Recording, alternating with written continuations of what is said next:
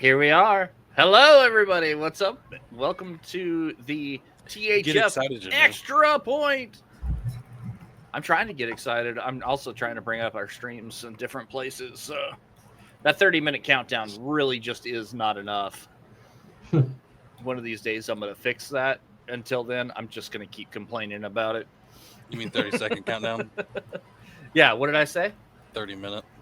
30 minutes? Oh, yeah. Definitely 30-second countdown. My bad. How is everybody tonight? Welcome to the Extra Point Season 2, Episode 10. This one's titled, The Cowboys Are Cooked, Lions Come Back, and Are the Steelers for Real? Can we just go ahead and just get it over with? Cowboys are cooked. They're done. Dak is done for the season now. And, it's more than just the fact that Jerry doesn't know the difference between East and West and North and South when he builds a stadium. $5 million.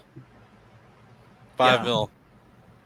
It's a bad situation in Dallas, and I think we're beating a dead horse at this point. But if anybody has anything to add, go ahead. Cowboy haters. Jerry Jones can't take any criticism, and it makes me mad.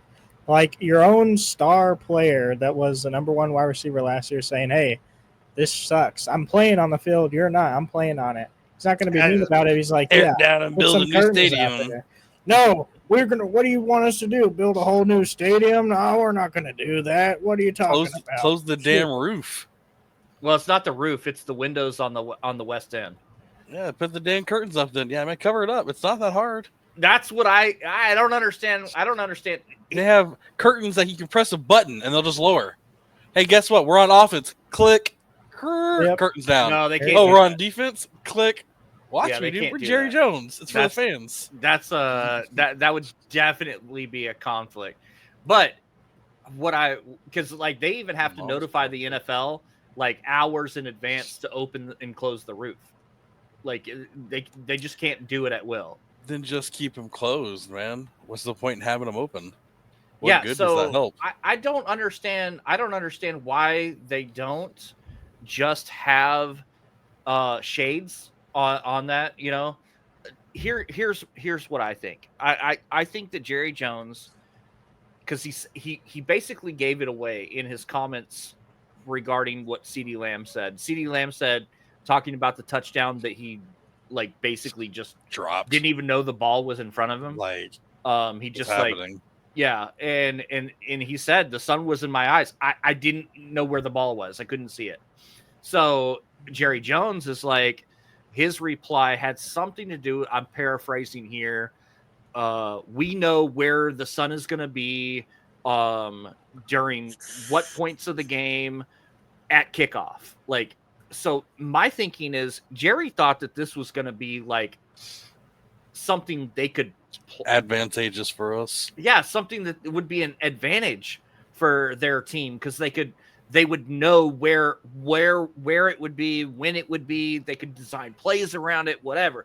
It ain't working. It hasn't ever worked. And it's never worked. Yeah, right. It's been an issue multiple times for the Cowboys. Yeah, this isn't the first time that the sun has been in somebody's How many times has there been a pass where you'll see Michael Gallup had a game where he had 3 drop passes and we lost the game? And he said at the end of the game that the sun was a problem. And you saw during the game, every one of those patches, it would be in big square patches where you could see sunlight on the field. And he's running through that patch and he drops the pass. And he's Nate, I think you're right. See. I think the Cowboys Stadium is one of the only ones that's built east to west. Because Jerry Jones, man, he's a smart guy. Now, I think that's the reason why, Jerry Jones for once isn't taking the bullshit because he knows it's all actually true this time. The last couple seasons, man, we've had a good regular season team. And in the NFL, when you come down to it, there's 32 teams and only one wins the Super Bowl every year. So it sucks. Of course, every team wants to win the Super Bowl. Of course, I want the Cowboys to win the Super Bowl. Of course, last year, I think we had the team to win the Super Bowl. I really did. But when it comes down to it, only one team makes no mistakes all season and wins that Super Bowl. And so most owners, sadly, I think, are just happy with having a good regular season, making it to the playoffs. And so the last couple of years, with all the haters and the Dak haters and the shit talkers and the contract and this and that, Jerry's kind of just been able to laugh it off. Like, yeah, okay, keep talking. I'm making crap tons of money. My team's making it to the playoffs every year. We got 12 wins every single year for the last 3 years. Like, say what you want. This season, after making his contract, Dak's having the worst year of his season. CeeDee Lamb, after making his contract, having one of the worst years. You're kind of, we're losing you a little bit there, Mike. Whoa, that made it worse. That made it worse. There you go. Is that any better? About the same. About the same. Yeah, I gotta fuck with it. It might be the rant. It's the rant, yeah. Oh, there, you're back. Hey, there we go. Usually it takes a couple seconds. But no, like, CeeDee Lamb got his contract, though, the biggest contract of his career, and now he's having the worst season. Dak, biggest contract ever, worst season of his career. Like, it's one of those things where Jerry has nothing to just go, yeah, well, go ahead and talk your shit, because at least we're... Even last week, Rico Dowdle easily showed that he was the starting running back over Ezekiel Elliott. Ezekiel Elliott, in that game, he went out there, fumbled the ball on the goal line, turned it over, and gave the ball to them. We got the interception. So who was the first running back to touch that ball on the field? Ezekiel Elliott up the middle. Not Dowdle, who at the time had 9 rushes for 57 yards. He's on my fantasy team. I was very shocked. I was like, why the hell is Ezekiel Elliott in there? Is Dowdle injured? Is he having a trash game? What's going on? 9 carries, 57 yards at the time. And Ezekiel Elliott had 3 carries for 10 yards and a fumble. And after we got the ball back in the red zone again, we started Zeke again. Bro, what? Like, there's just... we said the same thing in my house. It was like, I don't understand. Why he even stepped on that field again for the rest of the game, let alone the very next run was to Zeke, let alone that. Like, we got our best running back is playing a backup to Ezekiel Elliott, the statistical one of the worst running backs in the NFL right now, and the worst season he's ever had in his entire career. Our quarterback is apparently so injured he's going to miss the rest of the season. Yet, for the fourth quarter, he stood around on the sideline, shuffling back and forth with his towel on his shoulders. He walked off the field, no real limp, maybe a slight hobble.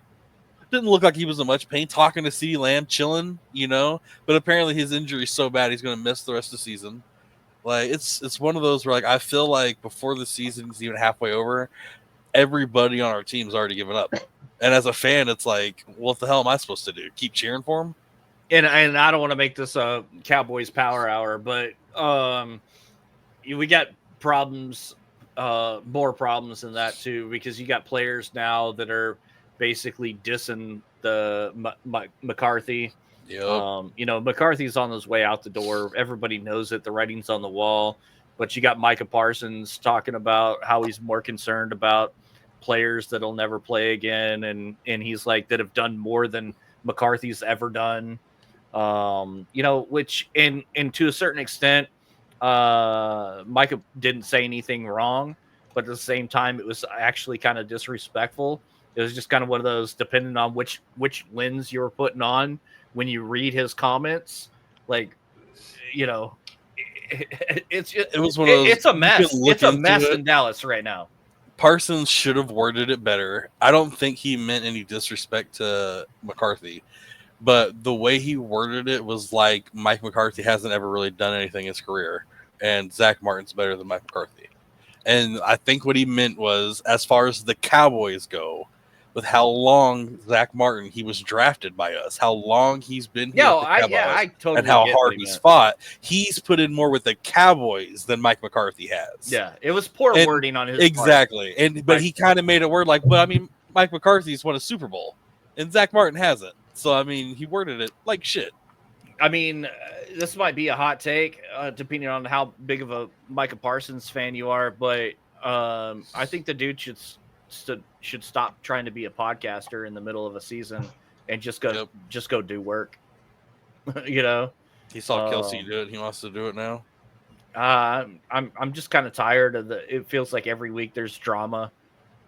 from his podcast. That's the thing. Kelsey, there's nothing wrong when you're winning. There's nothing wrong when you're winning. Yep. You can't do any wrong when you're winning. It doesn't matter. Cowboys aren't winning right now. This was a terrible season for Micah Parsons to boot up a podcast and start doing his thing. Yep. Like, you couldn't have picked the worst freaking year for him to do that. And not to keep on going with the Cowboys thing again, but hey, shout out to the stout of a man, the fucking straight up gentleman, CeeDee Lamb. CeeDee Lamb is a wide receiver, so his entire game is based off how good his quarterback plays. Cooper Rush played like absolute hot garbage. Trey Lance played like garbage, not hot garbage, but still garbage. He played warm like garbage. Shit. Yeah, warm garbage, not necessarily hot garbage. He wasn't as bad as Rush, but I mean, Rush seemed like he couldn't complete a pass longer than 2 yards. And CeeDee Lamb after the game was like, "Listen, I know there's all this hate on Cooper Rush right now, and everybody's saying all this negative stuff about Rush, but it wasn't his fault. As that entire thing was the offense's fault. As all of us, we all should have done better. The wide receivers should have done better. The offensive line should have done better. The running back should have done better. The coaches should have called better plays. He should have played better." He was like, the offense should have done better, not Cooper Rush. Hey, imagine that. It's a team freaking game. Right? I'm like, good for you, CeeDee. Because Wow. CeeDee had a trash game, but the entire offense did. And he wasn't out there shitting on Mike McCarthy or shitting on Cooper Rush or blaming anybody else. He was like, yeah, we sucked, but it was the offense. It wasn't Cooper Rush. It was the offense. I mean, 42 yards passing? He sucked. But they all sucked. It's almost like Dak really ain't that bad. Except this season. He's better than that. But there were 13 other games this week, fellas. Yeah. Let's move on to some of them. Before I start ranting about Dak. Oh man. Yeah, said the key word. So let's talk about a tale of two top picks, and that would be Caleb Williams with the Chicago Bears versus Drake May and the New England Patriots. Just are before we get into generational bust watch? Can I just say before y'all get into that talk, I know it's going to be talked about. I want to say I think next week we're going to see the actual truth behind Caleb Williams or not, because they fired their offensive coordinator, and so we're going to see if maybe it was the offensive coordinator's fault. Maybe a new play caller will help Caleb Williams. Maybe that was the deal. You never know. One of the biggest issues is that Caleb Williams sits in the pocket way too damn long and doesn't throw the ball. And he makes wrong decisions when he does it. I'm just going to say this. Just like we were talking about previous weeks, we saw how Sam Darnold came to action, and he was good after being thrown away pretty much. People saw him more as like a backup quarterback or something like that, and then he popped off. Baker Mayfield's another good example. Quarterbacks need time to develop. It's with year one quarterbacks. It's great when you can be Jaden Daniels and go out there and just absolutely slay it on the first year. Caleb Williams, I definitely thought was going to be better. CJ Stroud, I think it's CJ Stroud, people like that. Even Anthony Richardson looked like he was going to be like that. But it's for quarterbacks, it's really hard, especially when you're on a team like the Bears that have been trashed for so long, and you have a guy like, honestly, what I think is his biggest problem is he's a diva, and he's not connecting well with his teammates. There's been rumors going on that I think it's just DJ Moore that's saying it. They're saying rumors that people on the team. I think it's just DJ Moore saying they want him to start. They want him to start Bajan or Baggett, however you say his name. But he has been a really solid backup. And definitely after watching that series that they made and seeing him play as a backup, I think they should give it a try just to see how it goes. But Caleb Williams just really needs time to develop. It's going to be hard for any quarterback kind of in that situation, especially a new one. Like, he's got all the weight on his shoulders, and he's blaming it on everyone else, like Aaron Rodgers is, except he's not Aaron Rodgers. He's not a vet. He's a young guy. Right. So I think he's blaming everybody else because of the way the fan base treated him. They brought Caleb Williams in as like oh, this dude's going to bring us a Super Bowl. He's our generational quarterback. Yeah, he's the savior of the Bears.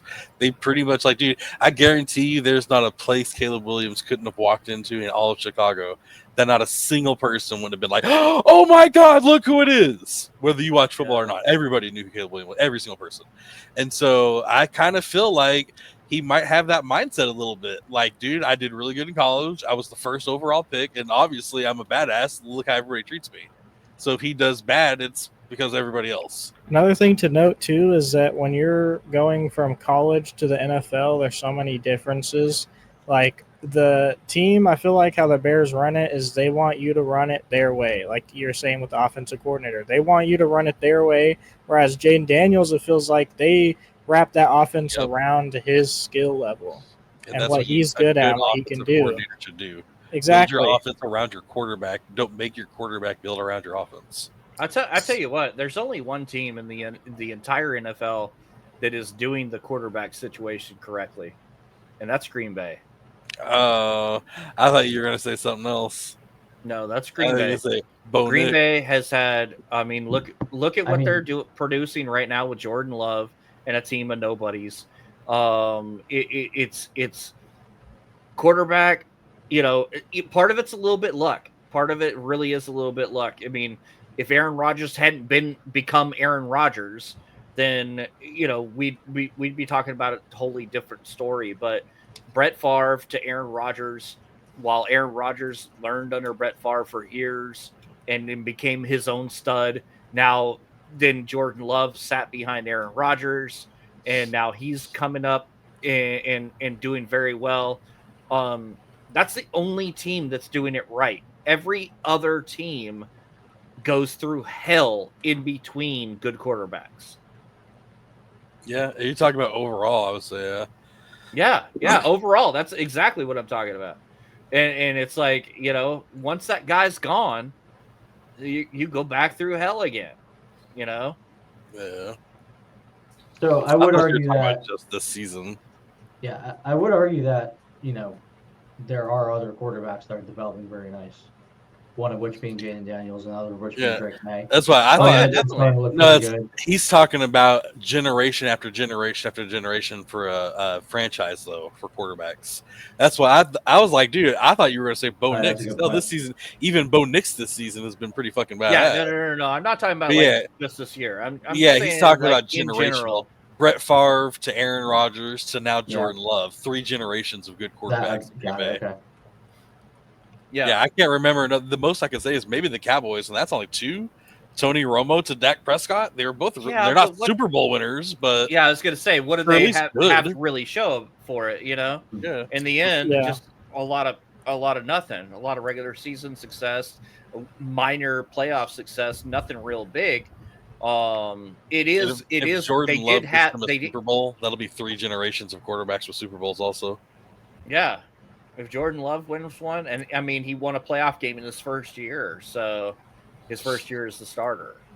Like, he was, you know, like on his 3rd or 4th year or something like that. I think. Yeah, but I think in all of those years, he played like a half of one game, and then he got the start that year. My whole point in bringing that up, though, is just like the expectations on these rookies, it is way too damn high. Like, guys, I mean, we've all said it a time or two in the last like decade. Like, draft a guy, let him get adapted to the NFL and learn behind a veteran that has had success before you throw him out to the wolves.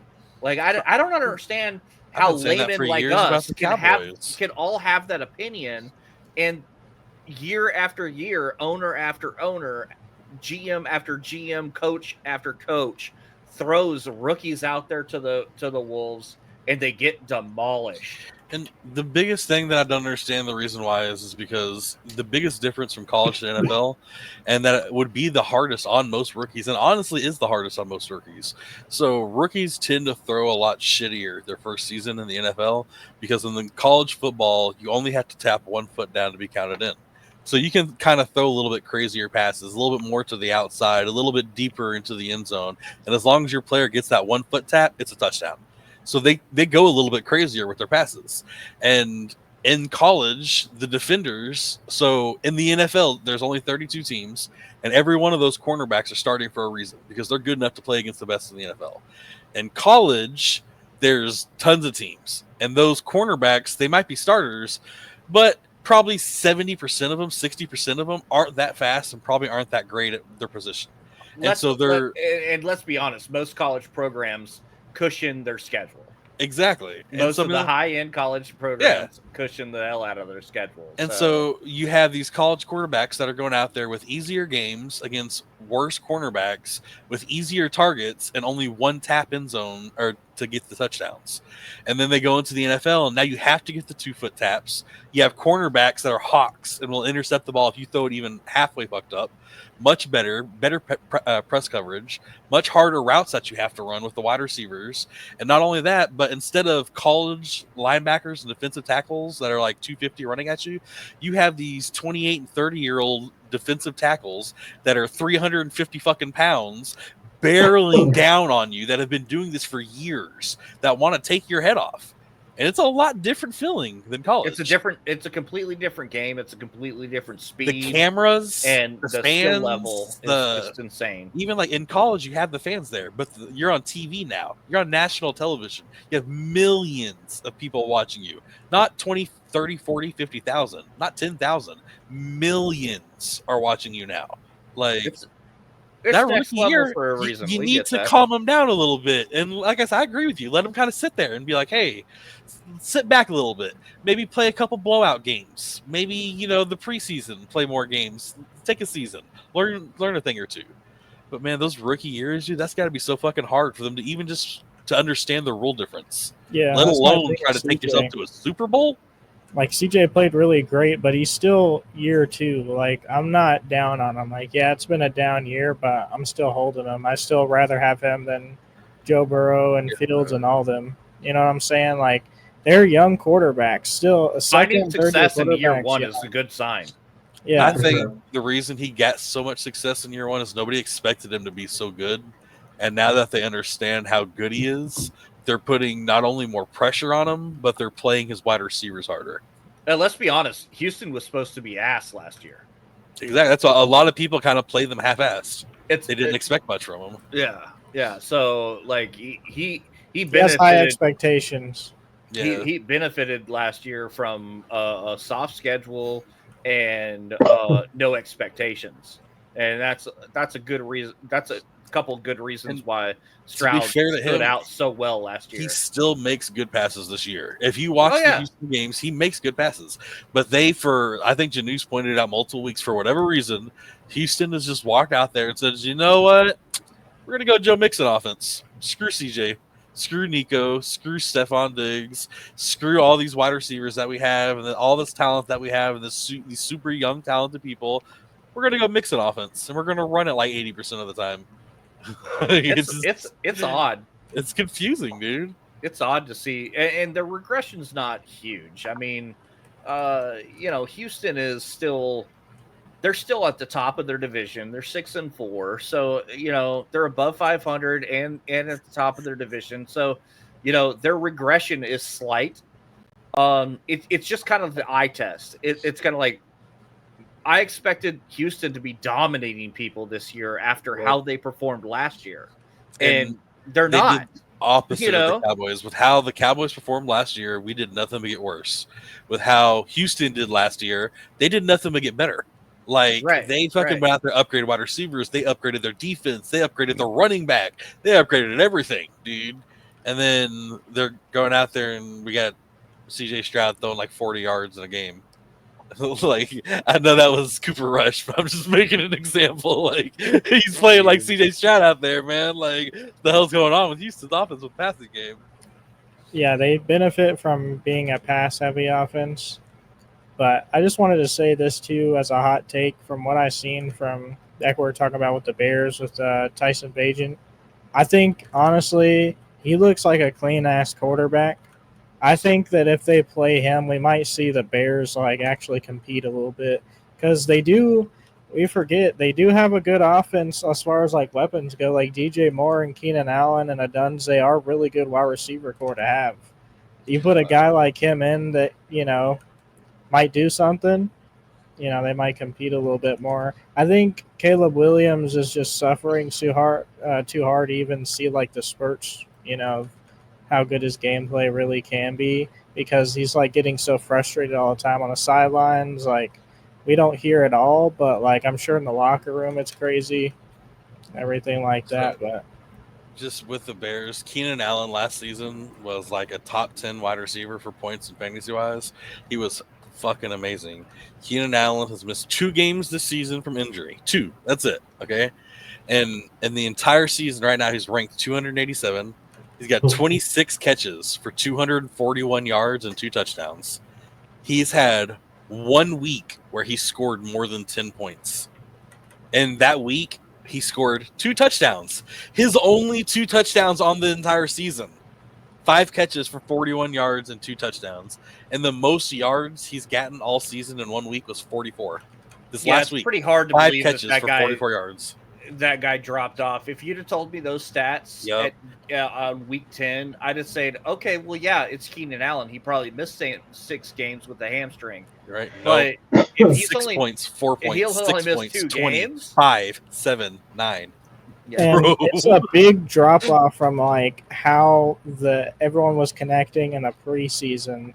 Like when you watch the show, everyone's like, yeah, he's the guy. We believe in him. Everyone's like, dapping each other up, all happy and shit. The coach is talking them up. They're all having fun, in practice. I can only imagine how, flip-sided it is now after all that. Well, and keep in mind, too, Keenan Allen, this is not the first time he's played with a different quarterback. He's played with different quarterbacks, offense, and he's done well. He's been a producer.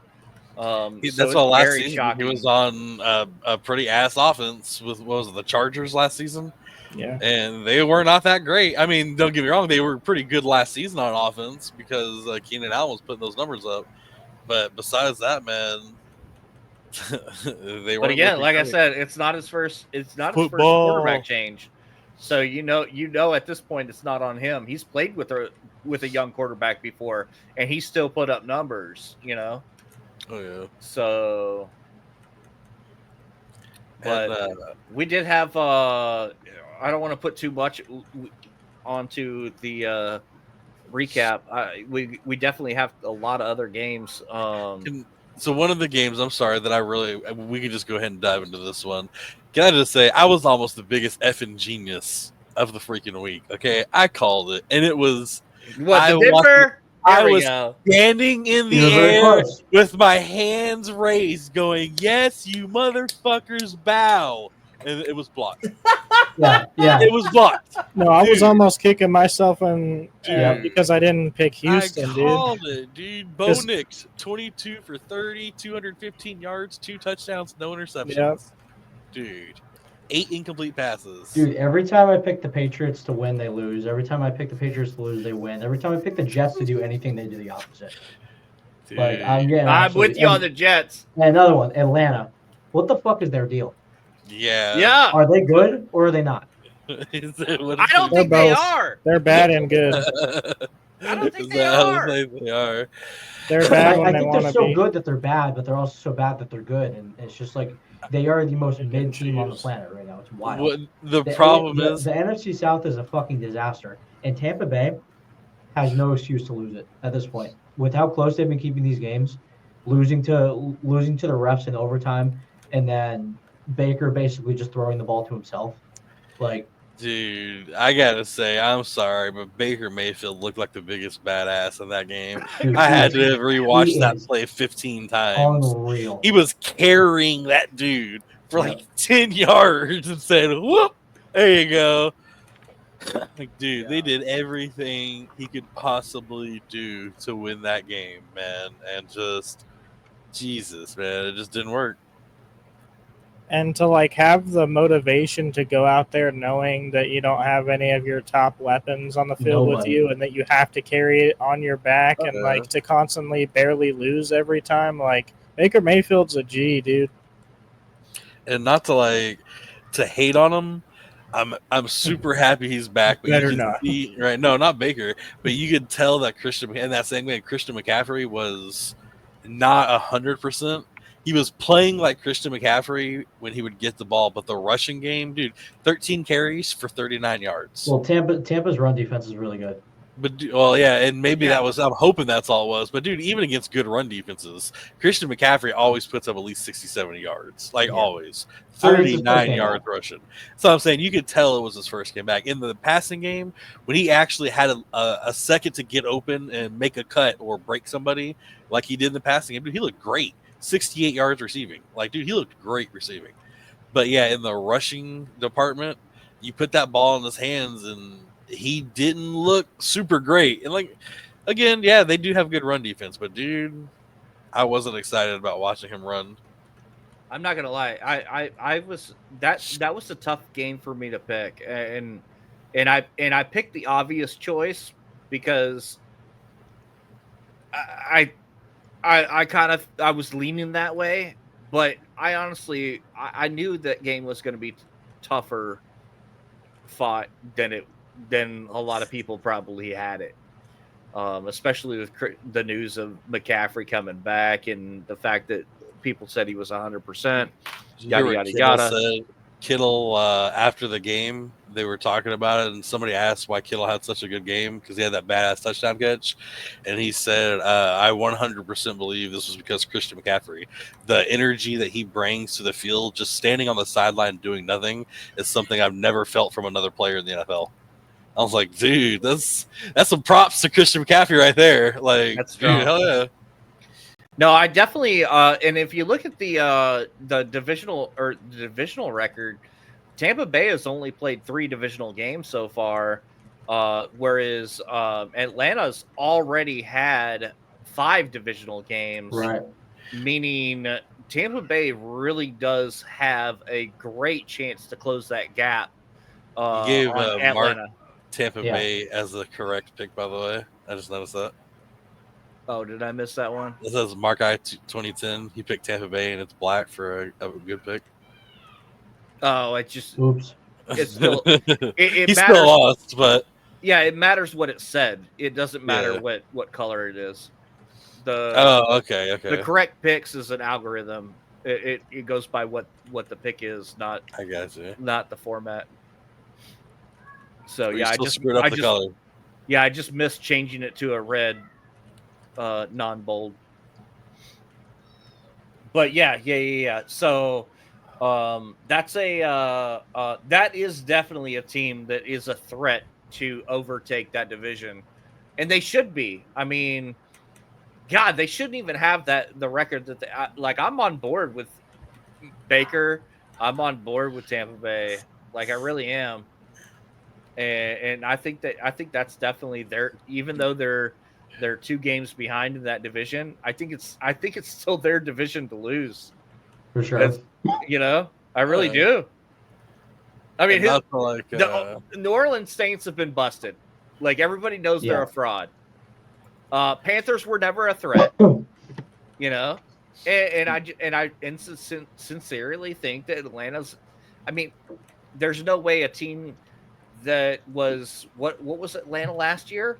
2-15 or something like that. There's no way they're not benefiting from the strength of schedule. Yeah. Tampa Bay is gonna win that division. They should. They have no excuse not to. They're going to. And I'm just gonna say real fast, one thing about Tampa Bay that I feel like a person that is massively underrated on the Tampa Bay Buccaneers offense, a person that multiple times has gotten the most rushing yards for his team, Bucky Irving. Mm-hmm. Bucky Irving is a backup, and that technically a backup. That dude had 13 carries for 73 yards compared to Rachaad White's 10 carries for 31 yards. He should be the starter. Dude, both their backups are really good. Yeah. Bucky Irving is a freaking killer in the rushing game. And it's one of those where I don't necessarily know how hot of a take this is, but I say hot take. I think Bucky Irving on any other team in the NFL would 100% be a starter and making big differences for the team. Their second and third. Bucky Irving on the Cowboys, I think Bucky Irving would be a huge pickup for the Cowboys. Tampa's run game isn't quite the 1-2 punch as Gibbs and Montgomery and Detroit, but they're very certain. I mean, you just said it yourself. Their backup is better than anyone on the Cowboys. Yep, I would say Bucky Irving is probably better than at least half of the starters in the NFL. Like Bucky Irving is a very talented running back. I will say this, and if Tampa Bay doesn't end up winning that division, they have every excuse they could need, because I mean, losing Godwin and Evans for Godwin for the season. Evans will hopefully be back this coming year. That should have been devastating. That should have wiped them off the map and sat them down. But no, but they're still competing.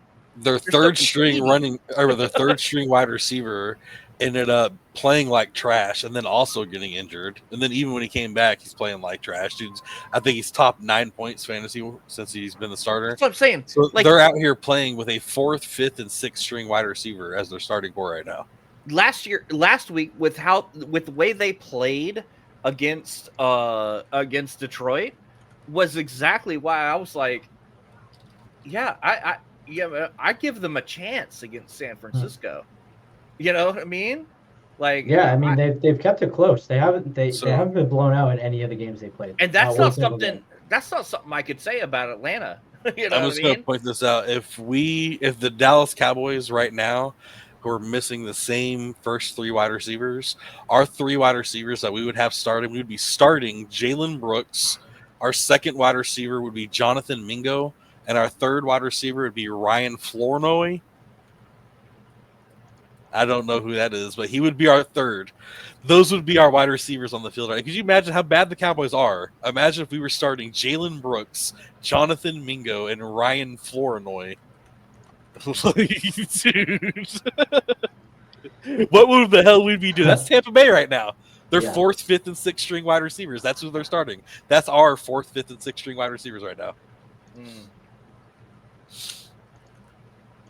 Akers are good, bro. I think he's proven some things, that's for sure. Yep, for sure. And I really think they do have a chance to make a playoff run, potentially be an upset. I don't particularly have them going to the Super Bowl, but they maintain the course they're on and ride the momentum into next year. They could absolutely be a contender. They're going to have to, and Mike Evans is getting a little bit long in the tooth, so they're going to have to do something about him eventually. He's still a stud now, but he's locked up for now. I think he has a 2 or 3 year contract. Yeah, that's what I'm saying. Like 2-3 years from now, though, is he going to be the guy that's doing the things he's doing now? Because he's getting up there. I mean, what is this? Is like 6th or 8th year in the league, something like that. Like, no, Mike Evans is in his 11th year, and he's been out 11 time. Yeah. That's what I'm saying. He's out there.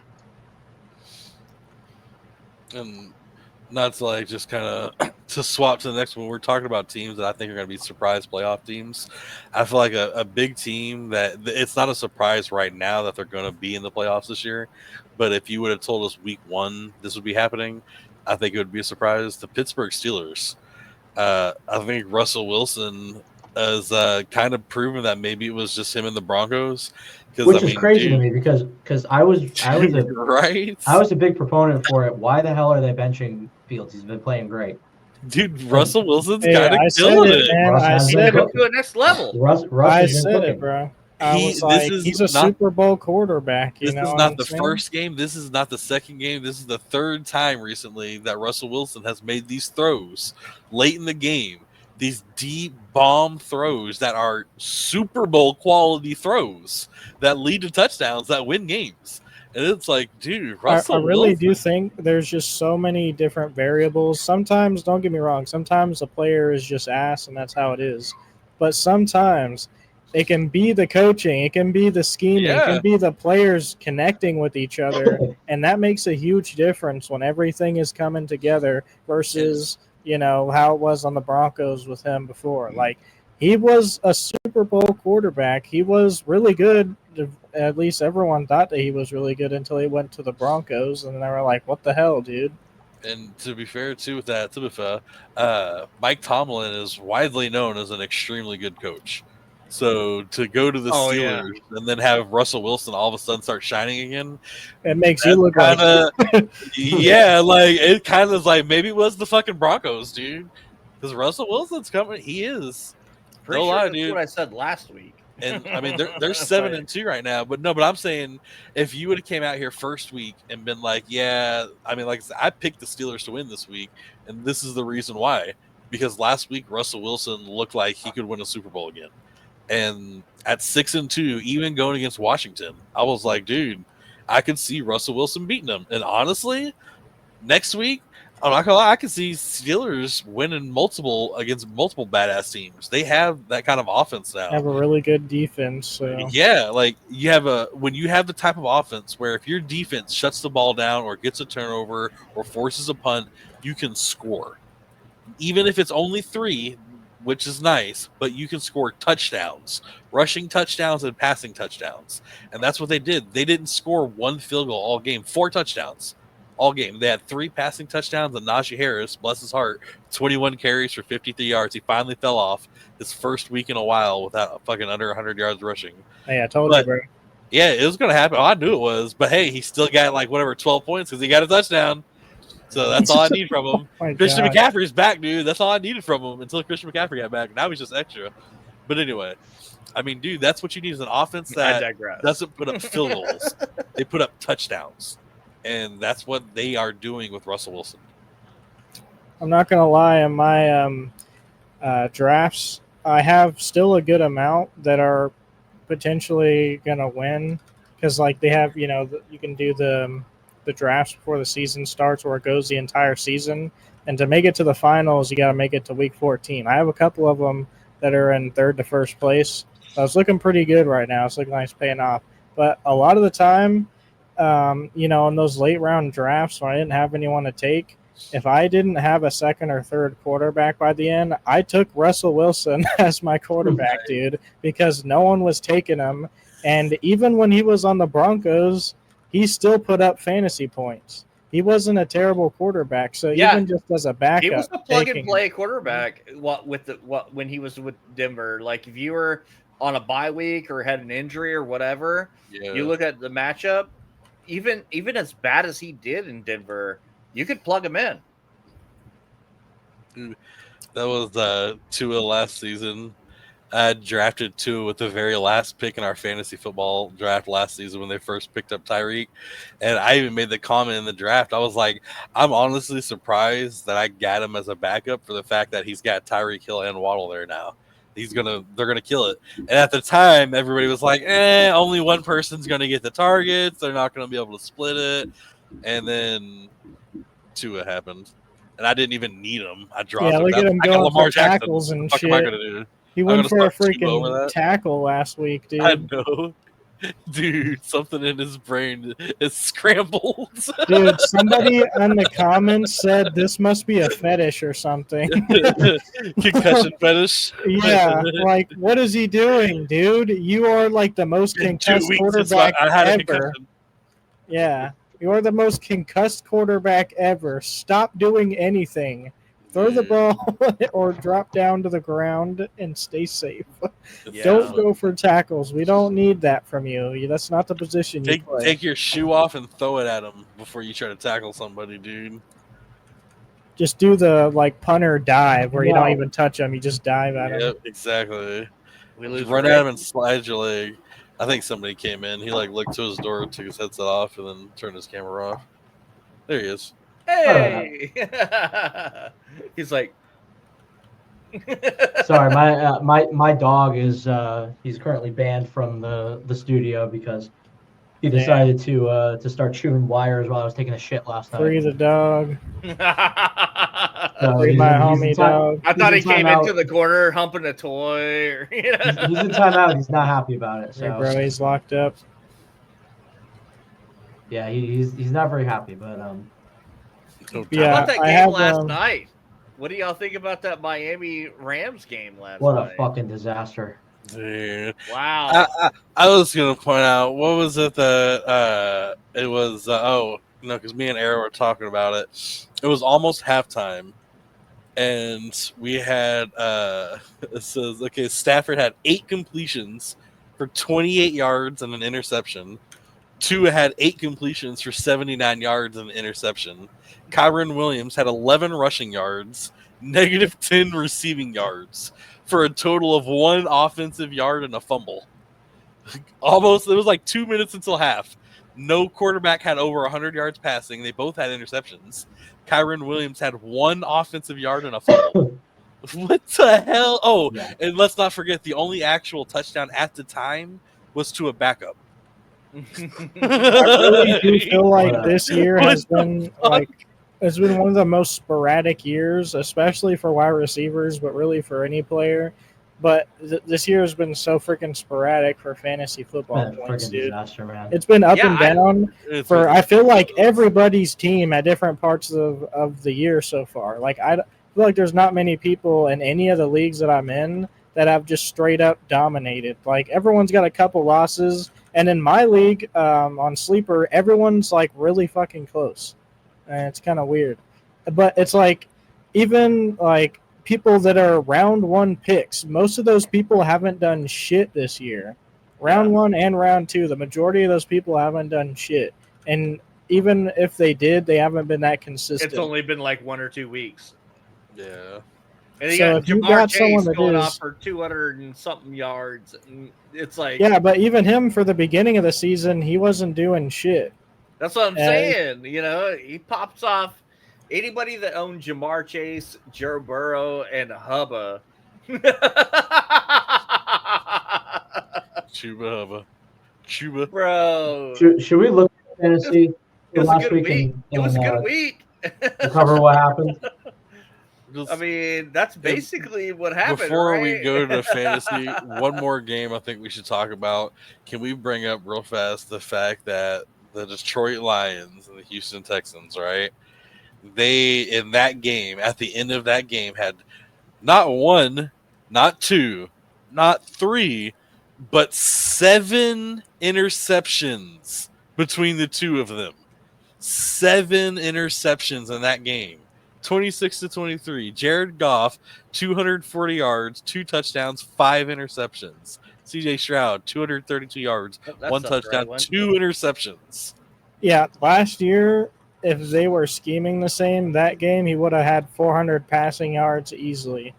Now it's like we're working with winning with a 200 and something like that. Like, where's the passing volume, dude? It's ridiculous. Where is it at? I don't understand. Like, beginning of the game, awesome, but the defense was carrying. A second half of the game, they couldn't do shit. They didn't score, I don't think, at all. And I know we didn't even bring it up, but another horrible offensive game. The reason we didn't bring it up. Mac Jones, 111 yards, 2 interceptions. Sam Darnold, 241 yards, 3 interceptions. Oh, sorry. Mac Jones, bruh. Sorry, Mac Jones. Yep, with the Jaguars. 111 yards, 2 interceptions. 241 yards, 3 interceptions from Sam Darnold. I didn't watch that game. Is Trevor Lawrence not in, or did he get garbage time? Yeah, he was injured. He was out. He's out. Yeah, he was just out. No, Mac Jones played the entire game. 111 yards, 2 interceptions. Makes sense because their wide receiver 1 got like 5 fantasy points. 0 passing touchdowns that entire game. Mac Jones had 1 rushing touchdown. The Vikings walked out there and did nothing but field goals all game. Rushing was trash. Receiving was trash. Dude, that was the saddest game in history to watch for passing quarterbacks. I thought until I watched the Lions game. And I almost cried for Goff. That was so sad to watch both of those games. But anyway, horrible games. I mean, the Texans defense was doing absolutely everything that they could against an offense that I see really as the best offense in the entire league. Texans defense looked fucking amazing in that game. At least just mainly those in the 2 first games, half, but still. Between 4 quarterbacks, there was 3 touchdowns and 12 interceptions in 2 games. That's insane. 3 touchdowns and 12 interceptions. Oh my god. Yeah, both of those games. Yeah, the Texans defense is looking great. The Lions defense is looking great too, which is something we've known, but they're looking good. The Lions have been blowing out every single team that they've gone against in the past few weeks, and they've been pretty dominant. They only like one loss on the season. So, I mean for the game to be close like that, Tampa Bay hung with them and actually probably should have won. Tampa Bay is good, though. Honestly, though, the only reason Houston hung with them so bad is because Jared Goff threw 5 effing interceptions. I mean, 5 interceptions, and Houston put up 192 passing yards and 56 rushing yards. That's 56 rushing yards with 5 interceptions. Honestly, not gonna lie, Houston should have won that game. That's that could be, like you said, it's because it's Houston. That could be potentially demoralizing for Houston. Well, CJ Stroud is the GOAT for that, he blamed himself for it. He said, "Look, like there's no reason we should have lost that. It's my fault." He's an upstanding guy, absolutely, as he should. Yeah. For a young guy, I've been saying that since the early season. CJ Stroud is pretty upstanding. He's the guy that he made news in the preseason because he apparently had the staff for his offense have jerseys and shoulder the padding and stuff like that all ready for his offensive linemen, so that midway through the game, his offensive linemen could take their shit off because they were all covered in sweat and put on fresh new shit, so they'd be like dry and able to play a little bit better. I was like, dude, that's a quarterback that's thinking next level for your offensive linemen. You know what I mean? Like, they're not even thinking about that. And so when they know your quarterback, and this is when he was a rookie, they know when your quarterback is thinking about that shit, dude, like they're going to care about you even more. Yeah, and now he's trash, but we're running kind of long on the game talk. So let's move it on to fantasy football. Let's go ahead and let Firestorm gloat a little bit because bro went off this week. Wait, how many points did they score between the two of them? 110. Dude, they scored more than half your points for your team. Yeah. That's fucking dumb, dude. Yeah, last year I also went against the guy that had the game where it was Miami versus Denver, and they put up I think he had Mostert and Waddle or Mostert and Tyreek, something like that, and they put up the same thing, like 100 points in the fucking week. It's 2 of them. That's what you do. I have to say, I was also a victim of Jamar Chase. He put 78 points on me in another league, and it was like, I think my total points for the week in that league was like 92. So, good grief. Needless to say, I lost in that other league. So, yeah. What the hell? Oh. Yeah, so needless to say, this week helped me out quite a bit. I'm one game behind for a playoff spot because I surpassed. I'm out of 4th place in my division, and I lead my whole division in points 4. So if I can squeak out another divisional win, I should be in good shape. Divisional matchups are coming up real soon. Let's see. 1, 2, 3. Okay, 4, 5, 6, 7, 8, 10. Is it next week? I can't remember, but we're coming up. We're coming back around to the divisional games real soon. It'll say rivalry week. No, not this week. It's the next. There's 4 weeks left. This is the last one, and then the last 3 weeks are going to be rivalry weeks. Yeah, there we go. Okay, so yeah, you got to get through one more week of the non-divisional, and then you got 3 divisional games in a row. And hopefully we're past bye weeks by then too. I don't want to jinx my fantasy football team by already changing its name, but they are officially back. That picture that's on the screen is the last time you people will see that name. I am no longer the Texas Bengals. Run CMC is officially back.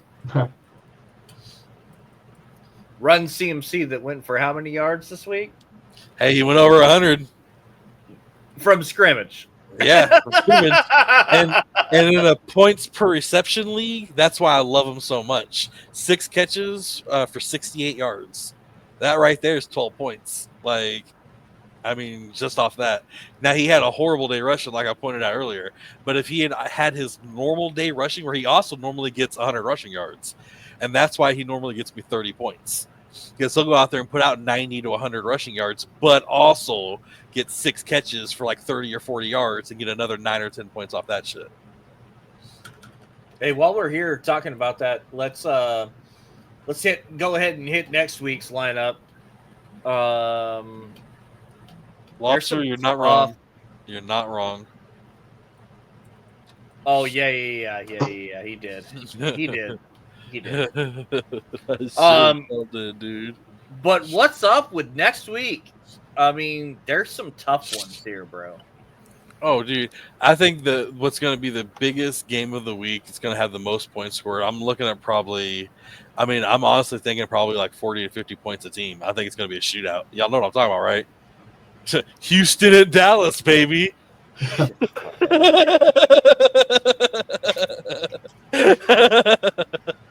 Trolled. You got trolled. No, how do I mute his camera? I was actually being serious. Kansas City versus Buffalo. I actually see that being a shit ton of points scored. Yeah, AFC Championship. Exactly. I think Kansas City is going to go out there and put a shit ton of points up. I think Josh Allen's going to go out there and put up a shit ton of points. I know. I think the Bills win this outright. Oh, I was going to say. Third week in a row. Is this third week in a row. The end of Kansas City's undefeated season right here. They almost lost to Denver. They are not going to do that well against Buffalo. They're just not going to do it. I mean, you prepare for different opponents different ways. So, I mean, it's easy to say, but it's still Kansas City. How do you bet against Mahomes? How do you dude? That's the thing. I'm not betting against it. I'm just calling it pick'ems. How do you bet against the refs? You know, I'm not betting against Mahomes and his referees. Listen, I am begging for the Chiefs to lose a game so I can start betting against them. I am betting for Josh Allen. And to this day, I do not regret my decision. But with that being said, I still wish it would have gone another way. But back even when I picked Lamar Jackson, my original pick for my fantasy quarterback was going to be Josh Allen. That was my guy. And I remember like 2 picks before me, Josh Allen was on the board. I was good. I'm ready. I'm doing whatever I'm doing. I'm loading a bowl or some crap, whatever I'm doing. And then I hear the ding. So I look up and Josh Allen's gone. And I was like, panic, pick Kyler Murray, flip, and I just hit draft. But I was on Lamar Jackson. And I picked Lamar Jackson instead. Like, oh, crap, what did I just do? Best mistake I've ever made in my life. Gee, that was pick MVP by accident on your fantasy football league. Like, man. Josh Allen's got that, though, dude. Dude's MVP quality. That Baltimore-Pittsburgh game is going to be extremely hard to call as well. Yeah. Just because, like, I might pick Pittsburgh because I need to make a couple of crazy picks that I know other people are going to pick against. I know a lot of y'all are going to pick Baltimore. That's not a crazy pick. That's really not that crazy a pick. But how likely are y'all to pick Pittsburgh to win that game? Most people are probably going to pick Baltimore. Even if it's not that crazy, you're still going to do that. But Pittsburgh, dude, Russell Wilson has proven in those last-minute comebacks, dude, he can clutch it. And I think he might pull out another clutch against Baltimore. So the Ravens are getting 3 points. That's not great. That's normal-ish. I mean, it's within the 3.5 margin. That's kind of what I was like, it's normal-ish. That's a tough game to pick. That's really tough. Even straight up, but definitely against the spread. With a game like that, you don't bet the spread. You just bet the whoever you like better. Yeah, honestly. Yeah. So I think it's gonna end up being. I think Pittsburgh will take that. And then we got Indianapolis and the New York Jets for a totally different reason. Absolutely shut up. Like, I don't. What? Cripple fight. I mean, damn, bro. Seriously. I mean, I thought, okay, all right. The Jets went out and handled business in this one game. They're starting to find a rhythm finally, right? And it's like, how bad can you shit the bed? Yeah. They're too talented on both sides of the ball to be this bad. I don't understand. Who's he gonna point the finger at next, you think? Zach Wilson for leaving? Yeah. I mean, what the fuck? Zach Wilson, you need to come back and sleep with my mom. I mean, shit. The Jets are... What the hell? I don't understand. I'm waiting for him to say it's because they don't have a run game. This is exactly the best young running backs in the NFL in Brees Hall. Here's where I am with the Jets. Like, this is exactly what I would have relished in last year when everybody had the Jets so hyped up. Aaron Rodgers to the Jets. They're going to explode. They're winning the division, blah, blah, blah. And I was like, come on. Are y'all kidding me? I didn't sound like that, okay? No, a lot of people did, bro. So I did. My pitch was a little bit higher. I went the other way, and I said, look, Aaron Rodgers is not going to be the next Tom Brady. He's not going to be the savior of the Jets. He's going to crash and burn. You're going to find out that why Green Bay dropped his ass, and I would have been happy. But I couldn't claim that victory because four snaps into the ball, his Achilles snapped. So, I couldn't claim it. And then this year, because I saw how dominant the Jets defense was last year and how good their offense was in spurts with nobodies, I'm like, Aaron Rodgers can do something with this. They're going to be good this year. And they got better. And they have shit the bed like nobody's business. It's Aaron Rodgers' fault.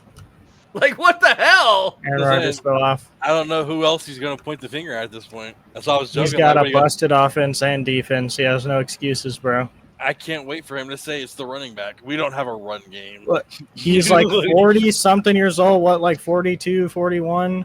It's okay to say you fell off. You already had your seasons, Listen, I've said it once. I'll say it a million times. God hates the Jets. That's what it comes down to. I'm starting to believe Ray. I'm telling you, it is Aaron Rodgers all day long. They have one of the best teams in the league besides their quarterback. I saw another meme. It was Aaron Rodgers, and it was him with his face, with the microphones and shit. And it said, what do you think the problem is now that everything that you said is wrong, you've already gotten rid of? And he said, well, honestly, I think we need to get rid of Zerline. He's really trying to hold this team back. I was like, that is so going to be Aaron Rodgers. He didn't actually say it, but I was like, dude, that's so going to be something Aaron Rodgers would say. It's the kicker. The kicker's holding our team back, man. Our offense just can't push the ball because we don't have a kicker. He's just an older player. It's a newer generation of players. They're new, like Mike Williams, for instance, is only on his second year. He barely played last year. Barely got any action last year. He runs the route he's running, and Aaron Rodgers wants him to do something completely different because they want him to read his mind and be in that same type of way that he was running the offenses before with his older wide receivers. He's kind of being the old man with the cane right now going, well, back in my day. He's literally out there going, well, when I back in my day, they go out 10 yards and they cut back. Yeah, then they go right. That's what my day they did. They don't do any of new hip-hop over here stuff. Yeah. Run, man. With Garrett Wilson and Devontae Adams, dude, what else do you need, man? And Brees Hall. Yeah, and Brees Hall and talented running back. Gardner and all these other guys. A good offensive line. Defense. Oh, wait, he's got that. Even tight end. Dude, Tyler Conklin ain't anything to fucking laugh at. The dude's a good tight end. On any team with a good wide receiver who could throw to him, Tyler Conklin would be a top tight end. like draft worthy tight end. So and listen, he's not even getting targets. The media was making a big deal about Miami's win last night. I want to ask you guys. Obviously they got the Raiders this week, so is Miami got a chance to start getting something going here? Yeah, why not? If they keep playing, right? Yeah, honestly, why not? Convince me of it. If they keep playing well, it'll tell me why they can't. It's still at that point in the season where, just like with the Cowboys, that's why I know we've already talked about them. That's why I was in such a depressive emo state this entire fucking all Monday and even most of today, because putting Trey Lance in, that was the Cowboys saying our season's over. And when your season's over, then it's a little more who gives a shit about what happens if you push super hard. The Miami Dolphins, they only have 6 losses. There's 17 games in the season. They could finish 11-6. You know what I mean? Like could they? Miami's offense. Dude, their offense is insane. They have Tyreek Hill, Jalen Waddle, Mostert, and a chain. I was calling all of them. Yeah, dude, H-Chain is not a fucking joke when it comes to running back. Yeah, he is the next guy up there. Yeah, hang on. I want to hear Ray talk about Miami real quick. I mean, they should be playing better than they are. I've been a huge proponent that I mean, despite Tua's pureed brain, he really is the quarterback for that team. Look how fucking god awful they were without him. Yeah, they built that team around him. Nobody else can do it. With that being said, they should be in this draft this coming year looking for a similar quarterback. So wait a minute, dude. We told you to talk about the Dolphins, not the Dallas Cowboys. So very true. I do want to mention the Dallas Cowboys for a built us around Dak Prescott. The dude got injured. They started Trey Lance. Sanders season. Put in Trey Lance. They should just start him throughout the rest of the season. Dude, they should see that's what I think. Oh yeah, they gave up. Our season's over when they put in Trey Lance. Because Mike McCarthy made the comment and he said, "There's no way I'm going to put Trey Lance in if I still know we have a chance at this season. Why would I take away by putting or not starting Cooper Rush if we still have a chance this season?" And then he put in Trey Lance. I think you're the one that said that you wouldn't do that, and then takes him out. Well, that's what's like. I understood it because he feels like Cooper Rush was the best chance for us to try to get to the playoffs. And Cooper Rush was 5-1 at the time as a starter. I get that. But dude, if you flat out said that you're not going to put in Trey Lance unless our season's over, and then you put in Trey Lance. Dude, they spent the first round pick on him. They should have started. Dallas should be starting Trey Lance for the rest of the season. Dallas didn't spend the first round pick on him. No, San Francisco did. They traded the first round pick for him. 4th round. It was San Francisco. Dallas you're right. We traded a 4th round pick for him. He's first round talent. 6th, but he's a first round caliber. Yeah. He is not played like it. But that's the thing. Well, that's the thing is in practice they realized, oh my god, this guy's kind of ass. That's why they haven't played him. That's why he's been sitting on the bench since the rest of that quarterback class, which was supposed to be revolutionary, basically fizzled out and all but been relinquished to backups or worse. Bro, listen to this. There's no reason why they shouldn't start him. Imagine that, and this is on a completely off note, but I wanted to mention this while I'm thinking about it. The Cowboys tank, right? The Cowboys tank the season. They go all the way down. Brian's conspiracy theory is right. He's like, Jerry Jones, this is him going all in. We're going to just completely tank to get our draft pick here. And so I saw this picture with Jerry and Shader Sanders, and he's got the money eyes. So, he's like, chick-ching, chick-ching, chick-ching. He's got the money eyes. You are deranged delusional. He's like, Cowboys are drafting Shader Sanders. Everything about Jerry Jones is revolved. Man in the NFL. Well, hold on. Everything around the Cowboys, Jerry Jones specifically, is revolved around money. You know, he wants the big bucks. He wants the big attention. And who's the coach for that team? Deion Sanders, former Cowboys. What happens next year? Head coach fired. Deion Sanders comes in. Shader Sanders. That is very Dude, possible. what the heck? Deion Sanders head coach. I don't think that coming. So that's very possible, and here's why. A couple things. One, Micah Parsons has been running his mouth all season, right? All off season, all season now. He's been running his mouth, and part of the reason is that Mike McCarthy, he's not to make it political, but he is a two brain cell white guy. He has no way to connect with these players. What? Listen to me. Listen. Deion Sanders was in the league. Dumb and old school. And he is one of the best players to ever play the game. He will, and Micah Parsons is arguably going to be a Hall of Fame player. Coach Prime could come in and actually connect with these players and get something out of them. More so than Belichick would. Belichick has that same pedigree where he's the best coach to ever coach. But Deion actually played the game. So I don't think they're going to draft Shadur, but I do think Deion being the next coach there is a very strong possibility. To be fair, too, with that whole line of thinking, I'm not necessarily going to say that Deion could be the head coach, but to be along that line of thinking, look at these teams that are doing so well with these young head coaches that are relatable to the players and that maybe are getting more out of their players than the older coaches are doing. Do you think Deion would take a coordinator position first? Maybe offensive coordinator, but I think he would step in as the head coach. It's a very Jerry thing to do to hire somebody like that. Yeah, that's what I'm thinking. Jerry loves money, right? Jerry knows that if he brings in Belichick, he's gonna have to pay him $25 million.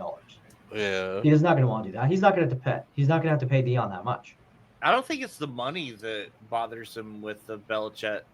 It's the it's the fucking, does he get to be the GM? Deion wouldn't have that problem. You know me, I'm a believer that Belichick can end up there because Jerry wants another Super Bowl. If we're smart, we take Ashton G&T. You're so right. Deion has played with the Cowboys before, so he knows how to deal with Jerry.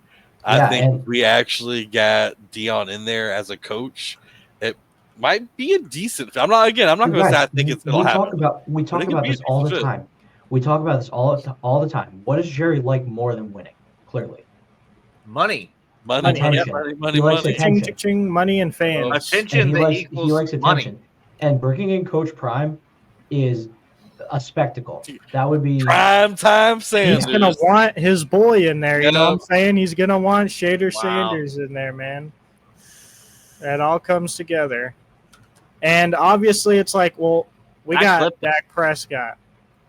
You know what I'm saying? We got Dak. So why would we do that? Well, Dak is the guy to sit there and take his time and have Shader Sanders learn behind him. And whatever happens, happens. We play the long game. We already spent the money. It's a hot take for a reason. But like, if he's there, it's just it's not the smart thing. It's what Jerry would do. Jerry would do some dumb shit. Like that. Yeah, I'm done thinking Jerry. All your picks instead of wild. He's cha-ching money, Shader Sanders, let's go, buddy. But I do definitely think that he is trying to tank our season, and he has from the start. He hasn't given Mike McCarthy any weapons. He's taken away weapons. He's screwed our offense. He's screwed our defense. He's screwing over our draft potential. He's doing a lot of shit after saying all in. That leads me to believe that he wasn't thinking this season as all in, as in next season is when we're all in. Let's go ahead and tank the season, screw some shit over, maybe get a better draft pick, maybe draft a talented quarterback finally in the first round. The last quarterback. They're not going to do that. They just paid him $1 bajillion. If we're, dude, we just take G&T, bro. Facts. We just take the top RB that we can, and that would be the smart thing to do. They're not going to draft high enough. The Cowboys. Unless they lose out, they're not going to draft high enough. Can we pause real quick and have Brian go play a tune on his piano? Yeah, right. Yeah, it's kind of sunny there in Texas. I didn't realize that. I know, right? Everybody that's good, dude. I just noticed realize the whole conversation about Brian's Digi's green screen. So I was like, I know. I mean, yeah, the comments are popping off, and it has nothing to do with the podcast. It has to do with what we look like. Listen, we guys, suck. I'll play the piano later, okay, for y'all. I promise. It's a little out of tune right now. I mean, sports are cool, I guess.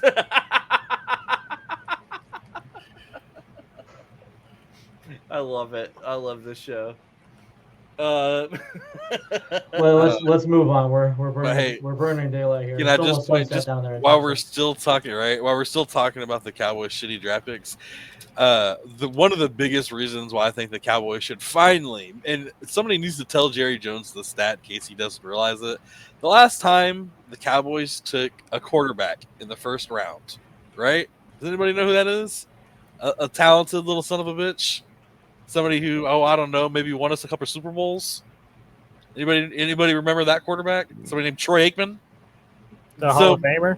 Maybe the Cowboys should try drafting a quarterback in the first round again. Since, Tony Romo, the undrafted free agent, or Dak Prescott, the fourth rounder, or, other things like that. Maybe we should try some first-round draft picks on quarterbacks and maybe get a little bit better quarterbacks out of it. And what would piss off everyone more than spending the most on any quarterback ever and then drafting a quarterback in the first right? Exactly. Jerry freaking Jones. Now y'all are seeing what I'm talking about. Jerry Jones. Jerry and Cowboys thing I can imagine. Exactly, dude. Go out there and spend the biggest contract ever on Dak. First round pick, quarterback. And first round pick. That's a Jerry ass move. Drop another $100 million on this quarterback. I'm spending $500 million on two quarterbacks, baby. Can we and then GMT goes to another team and pops the fuck off. That 9 times out of 10 to get the first pick in the draft, you have to have the worst team. Yeah, but to be fair, all you need is a good draft pick. Almost. Yeah, you see the trade. Dude, Bo Nix. Could you imagine Bo Nix on the Cowboys right now? It depends on who's going up in front of us and what they're going to take. Bo Nix, a first pick? Bo Nix was a first-round draft pick, wasn't he? He was the first round, I'm not talking about first round. I'm talking about, yeah, dude. No, that's what I said. That's the thing. You don't necessarily have to get a first-round overall pick. You just need a good first-round pick. I think the Cowboys aren't really going to win much more games this season. We could be one of the first 3 potentially. 12th overall in the first round. 12th pick in the first round was Bo Nix. Because we're 3-6 right now. Massive upgrade for our team right now. That's what I'm saying. It doesn't even have to be a first overall pick. Our team's going to suck this year. We're going to have a higher draft pick. That's guaranteed. So even say if we have a top 15 draft pick this year, dude, a top 15 draft pick for a quarterback, you're getting talent. That's happening. I don't know. Honestly, that's what I'm saying. You're not even guaranteed a franchise quarterback with the first pick of the draft, let alone any other pick in the first round. Again, Caleb Williams, Jaden Daniels, any of these dudes, man. I would have loved to have Caleb Williams on the Cowboys right now. So as of right now, the Cowboys are. If the season ended today, the Cowboys would pick 11. There you go. Bo Nix was 14. He would still be available. 11th when we're 3-6. If it ended right now. Yeah, I mean, because the rest of the league is just fucking dog ass right now. That's crazy that 3-6 gets you 11th. Mm-hmm. Well, but either way, the league right now, the league is like really, really lopsided. I mean, the majority of the league, it's just over half, is under 500. Yeah, it's crazy. 17 teams are under 500. I mean, like I was saying before with the schedule, I don't see us winning many more games because our schedule is tough as hell, and we're on a big losing streak right now. We're going to lose against the Texans, going to lose against the Commanders, maybe the Giants, lose against Bengals, lose against Bucks, lose against Eagles, lose against Commanders, potentially. I don't see why we'd win any of those, and then we win against Panthers. So maybe we end the season with 4, maybe 5 wins max. And that's with me being realistic, especially if they just plop in Trey Lance. Yeah, there's no way. That's why I felt like they were giving up our season with that. The chat's demanding to see my dog. They don't know that he's in fucking puppy jail, but I'll shorten the sentence. To respond to him, I think that the Lions can definitely beat the Chiefs, and I think the Bucs have the potential to beat the Chiefs with the offense being healthy. The Chiefs are, I mean, they're good. You have a channel point redemption to see your dog? Nice. Oh, he didn't hear me. I hear you now. What's up? Did you have a channel point redemption to see your dog? I don't have shit for my channel, dude. Oh, okay. I was gonna say. I thought somebody said that. This is Thor. He's long. Oh, Asla was saying he has. Yeah. Okay. He was. Okay. Yeah. So yeah, this is Thor. He's long. He would be in here permanently, but he's a dick and likes to chew wires. Free my boy. He's a dick. Boy out the cage, bro. Yeah, he's long. Yep. That's what she said. Right. He ain't doing nothing wrong for him. So I just wanted to point it out real fast. If the Cowboys just say picked a quarterback in the first round, right? The quarterbacks that went in the first round of this year: Caleb Williams, Jaden Daniels, Drake May, second coming of Christ. Right. I made you draft him. I was like, you better take him. I don't know. JJ McCarthy. Both of those two we haven't got to see really. Injured. Bo Nix. Yeah, that's what I'm saying. We haven't got to see. Bo Nix. So and then those were the only quarterbacks drafted in the first round. As a Cowboys fan, after seeing what I've seen this year, I would prefer to have any of those names I just said as a draft pick rather than Tyler Guyton. Damn right, you'd rather have Drake May. Any of them. Like, it's just... Yeah, but to get any of those guys, you couldn't have finished 12-5 last year. No, but that's what I'm saying. That's what I'm saying. This year, though, I think we talked about this. I don't care about getting 12-5 at all. Yeah, I care about building and having a fucking team I can look forward to playing. Yeah, we'll be building next year. See, I made this point last season, and I think it was unpopular. After the Cowboys got bounced in the first round, which I predicted, I said I would much rather be the Patriots right now with a top 3 draft pick because they didn't even make the playoffs. Yeah. They're both at home on the couch, but the Patriots have a top 3 draft pick. Yep. And it was like, well, I'd rather have I think you and I had this conversation, Wakko, where you were saying that you would rather have the playoff run. I'm like, I understand that and I get that, but if you're going to get bounced in the first round, if I had the choice between the high draft pick and getting bounced in the first round, I'm probably going to take the high draft pick. Yep. Most teams so we talked about the royal downfall of the Cowboys in the playoffs last season. And yeah, so I mean, hindsight. All of these things, 2020. All these, the record offense, the defensive, the historic defense, all this other stuff was basically nothing because they didn't make a deep playoff. So if you're not going to make a deep playoff run, if you're not going to get to an NFC Championship or Super Bowl,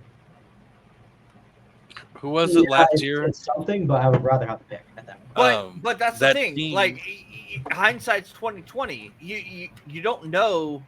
Like I would rather have the playoff run because the playoff run doesn't stop until it's over, and then it's real easy to say, okay, well, I'd like to. I would have rather have. Well, yeah, draft pick the problem get better. The problem with the NFL is that it's so polar. You're either an absolute bust and you get good draft picks, or you're the Super Bowl champion. And then there's everybody else in the middle. Yeah. And if you're stuck in the middle, the only reward you get for making it to the Super Bowl football, and losing it's football team purgatory. You're stuck in the middle, and you're not going anywhere. Exactly. The only reward you get for going to the Super Bowl and not winning is the 31st draft pick. That's it. What else do you get? A congratulations and a pat on back for making it to the Super Bowl and winning nothing. You got no trophy. You won nothing. You're in the exact same position as the worst team in the NFL right now. You didn't win. That's just how the NFL goes. That's how it's designed. So if you're asking me preseason, sorry, hang on. He's breaking shit. Damn, that whole thing came off. If you're asking me preseason, what would you rather have, a playoff run or an early draft pick? I'm going to say a playoff run. But if you're asking me after the fact, when I know my team got blown out in the first round, then I'm going to say, well, now I want the draft pick because I want to get better. Okay. But so let's look at the difference is marginal. But if you don't have a chance to win, you're never going to win. I would have traded Dak's bitch ass. Get out of here right after that. Done. Out. Let's look at it current right now, because our teams are in two similar situations, but on opposite ends of it. My team is somewhat on the upwards. Your team is majorly downwards. Major downwards. we're and the Pats are a little bit up. Let's not go too crazy. They're a little bit up. Not too. Listen. They beat the Bears, all right? Look, but that is such an insult. All right. But the Patriots are 2 games out of a wild card spot with their shitty ass record, because that's how the league is. Which is insane, by the way. With that being said, so are the Cowboys. The Cowboys are still within striking distance. All right. Especially as we are both in this situation where our teams have 4 records and they're not really going many places. Would you rather, at this point in the season, where it's not before, it's not after, it's during, would you rather have your team win a bunch of games and somehow squeak into the playoffs and then get bounced in the wild card round? Or would you rather they just kind of do whatever and see what they have and just try to play out these games and get the draft pick? I'd rather build for 5 years and have a beast-ass stacked 49ers last year type of offense where they just look dominant than maybe squeak in and not do anything like we do every single year. Yep. I don't care if I got to wait. I don't care. We're not going to make a Super Bowl run anytime soon. So let's take our time and build a badass team. I've said it multiple times before, dude, and I'll say it multiple times after this. As a Cowboys fan, we are tied right now with San Francisco for the most Super Bowl wins in NFL. And as a Cowboys fan, I am sick of the no Super Bowls. Super Bowl wins, right? Super Bowl appearances is like wins. New England has 6 and Steelers have 6. Oh, that's right. We're tied for second with 5 with San Francisco. Yeah. We're not tied for first. We're tied for second for Super Bowl appearances or wins. But either way, we're up there, dude. And as a Cowboys fan, as America's team, after 28 plus years of not even making it to the damn NFC championships, I am sick of it, dude. We need to do, whether it's drastic changes, get rid of Jerry, get rid of whatever. I'm not wanting to play for a playoff spot. I want an effing Super Bowl, dude. We need a Super Bowl. We're not, and I understand that only one team this season wins it. I get that there's teams out there that have never even been. We're the Cowboys, though. There's more expected out of America's team. And, that sucks for some people. That sucks to put more pressure on Dak. But you know what? Dak Prescott's going to get more pressure as the Cowboys quarterback than he would on any other team. But the last 3 years, we haven't squeaked into the playoffs. 12 win seasons are not squeaking into the playoffs. Those are great years. Nothing. That's regular season, though. When you do nothing in the postseason, though. Yeah, I know, but the point is, you can't win the Super Bowl without having a great season. The last but you can't win the Super Bowl without winning the playoffs. We had great chances to win. Yeah. And I agree with you, but we did nothing. It looked like we did. It looked like it. No, it didn't look like good regular we did season. have. No, we didn't. It looked like it. We didn't. Team needs to have a good regular season, and then they need to have the ability to clutch in the postseason and have a good postseason. The Cowboys have a good regular season, and then fall apart. I would gladly take. This season is a bust. I'm gladly taking every loss we can to get better draft picks this year. I would have never said that the last 3 years because we were winning a lot of games with and had great reason to believe Brady played 3 that we were going to do well in the playoffs. And the year that they won, they were a wild card team. The year that they won their division, with the subsequent 2 years, they got bounced in the second and then the first. Mm-hmm. All right, so the objectively better regular season did not matter but the objectively worse regular season they won out the rest and won the Super Bowl. It doesn't matter. You still got to get to the playoffs. The New England Patriots undefeated season. Who did they lose to? The wild card New York Giants. Correct. The New York Giants at an 8-8 snuck into the fucking playoffs and ended up beating the New England Patriots. It matters. Undefeated Patriots in the Super Bowl. It does matter, especially in terms of seeding. If you're the first seed, yes, that helps because you get a bye. But if you're not getting that first seed, it doesn't matter whether you go 12-5 or whether you go 9-8. You just got to make it. You just got to make it. The point is, though, the Cowboys the last 3 years were never – they really weren't in danger of missing the playoffs. They didn't squeak in. So that's not the point. Well, yeah, it is, because you're asking, would you rather have a chance at a Super Bowl or a higher draft pick? And it's like, well, if I'm in the beginning of the season, I'm taking a chance at a Super Bowl. Right. So that's why I'm asking now during in the middle. Yeah. Right. And so now we don't have a chance at a Super Bowl. I don't care. You do though. You do though. No, we don't.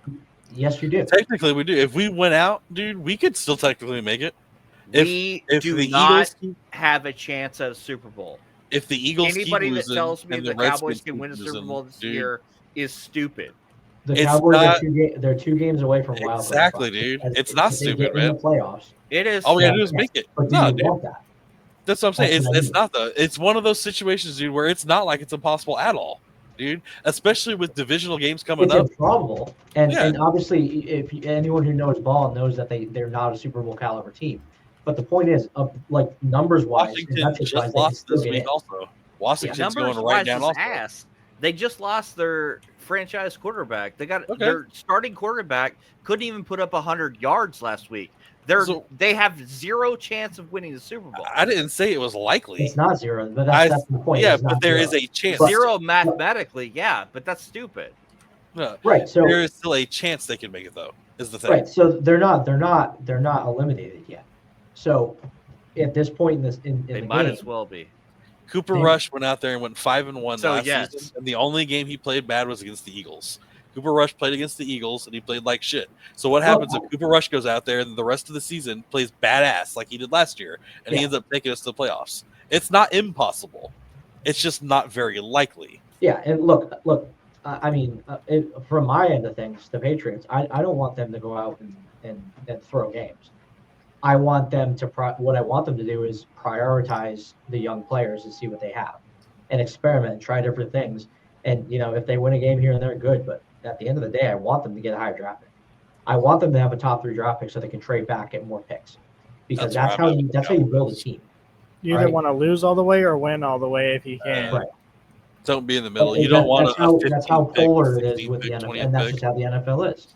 It's a very polar. My thing is that not like MLB where you go worst to first to worst. It's you win or you don't. It's that simple. Remember, what was it last season? Who was it that ended up getting the 2nd pick in the draft last year? Because remember, their head coach got into some shit because he announced that the general manager told him to go out there and lose like that last game of the season, because it was to the point where if they won that game, then they would get boosted to the 2nd pick. I think but if they lost, I think Flores was talking about it where they when he was coaching in Miami, they basically never asked him directly, but they basically they pretty much told him, lose this game because we will get the first pick, and if we win this game, then they'll get the first pick.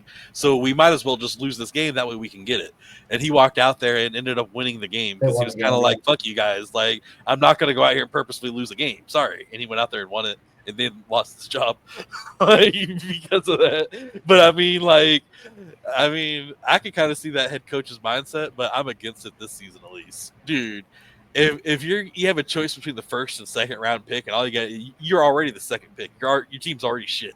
What is this win really going to matter? Like, I would have lost the game. I think like the last couple of seasons, you can say like we had really good seasons, on the Cowboys. But the thing is that after that many times of us getting to the playoffs and then failing and then not doing anything with it, that should have been the point where I was like, all right, last season, that was our best chance to actually do something and win the Super Bowl, and we freaking did it again and lost in the first round. So let's actually change something this year and draft a new quarterback and get rid of players and start rebuilding at that point, not going again and doing it again and having the same cycle repeat over and over again. Like, yeah, maybe before you keep going for a Super Bowl because you keep thinking that, you know, we're seeing improvement. And in the regular season, it did look really good. But then you fail again. At that point, that's when I'm like, all right, finally, you know, give up. But then this season, then we, you know, pay Dak and everything like that. And I get it because in the regular season, he's really good. But just like I've said multiple times, yeah, I don't. If it were me, I wouldn't have paid Dak. I would have taken all that money I could have gotten for Dak and used that to rebuild and get more volume for it, and then try and draft a younger quarterback or what else we need, like running back, stuff like that. But so honestly, I kind of think it was a waste of money. Times back on the Cowboys again. I know we keep jumping back to they're just such shit. I mean, it's not just about the Cowboys; it's about teams in general. Yeah. I feel like it's whatever we feel like talking about. You know what I'm saying? We got the primetime parlay to talk about a little bit before we get out of here because we're getting heavy on the time. F you, Cooper Rush. F you, dude. Gentlemen, we need to pick some people that are gonna hit. Wakko, what the fuck, bro? I told you, Cooper Rush under. I don't know how many times I said it. You picked Cooper Rush over. Yeah, right. Yeah, I totally saw Cooper Rush throwing for shit. I hit my last three, finally lost one. I can't believe that he didn't hit the receiving yards, but whatever. There's a whole lot of green under my BS right there. Since week 7 when I started this little. Yeah, Derrick Henry is. Yeah, you're Derrick Henry. That's an easy one, isn't it? Isn't it? I'm going back to my classic. Yeah, right now until the wheels fall off, dude. Like he says, what is it? Death, taxes, and Brandon Aubrey for me. So this year I'm going to go first. I pick Derrick Henry touchdown. I pick Brandon Aubrey. Go for it, because you know what? I'll just take David Montgomery touchdown, and that'll have it. Well. You can have it, dude. It sounds like these are the picks we need to be taking. I'm taking Lamar Jackson over on a half a yard. Yeah, right. That was the bonus that I threw on top to get our payout out, or a payout up. I'm 100% taking Aubrey on field goals over this time. I took it under last night and hit, which was kind of crazy. I took Mixon under on 76.5 rushing yards, and he went for 46. Yeah, I also took him to get an anytime touchdown and another one. And he had like 20 rushes also, and he had that many rushing yards. That's kind of been the trend lately. Other than the guys on, other than the Detroit running backs and Derrick Henry. All right, guys, I'm bringing my notepad. The godly trio. It seems like it seems like you get the fantasy footballers. They called them that. A first touchdown, first score of the game is the lead running back, and then they just don't do shit the rest of the game. This shit was funny, man. Watching the fantasy footballers, and they were like, "Is it time for us to talk about the godly trio?" And so he was like, "What are you talking about?" He's like, "The godly trio, you know, Henry, Gibbs, Montgomery, like the godly trio." Look, dude. I guess we should just have them in there, right, dude? All right, gentlemen, we have to do better. We have to. I'm going Bo Nix passing yards. Over. Janu says. And the best part, dude, is that Bo Nix is still looked at like he's an effing joke. I'm almost to the point, dude, where I feel bad for him. I'm not even a Denver fan. And I'm to the point where I'm like, guys, you got to give credit where credit's due. The dude is over. Yes. Over. You got a Bo leaving Bo Nix, baby. Got it. Does good every week. He almost beat the fucking Chiefs, dude. If that field goal hadn't been blocked, he would have carried their asses down there for another win. He's only over 210, and he's hitting that the past 3 weeks. Most of the time, way over that, and they're going against Atlanta out of all teams. And Atlanta's pretty up and down. I think that Bo Nix could hit like a 280 or 260 or something like that. Well, we're gonna throw it on it. Yeah, I'm definitely 100% by the way. I'm taking Brandon Aubrey over on field goals. It's Houston versus Dallas, dude. That is going to be the shit fest of the week. I'm going to assume it'll probably be like 12-9, nothing but field goals. Like that's probably what's going to happen. So I'm thinking Aubrey should at least get 2 field goals.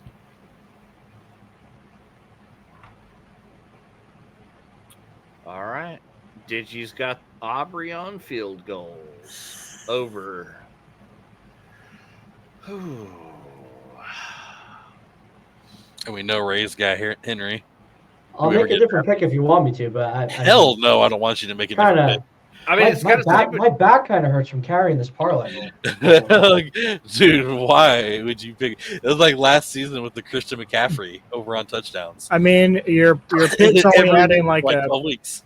It's like a 0.60x pick, so it's like not really helping out the parlay too much, but it's guaranteed. That green check is helping out. That green check, that's the biggest part that's helping. Yeah. I can make another pick. I have another one lined up. So no, we need a dub. We need a dub.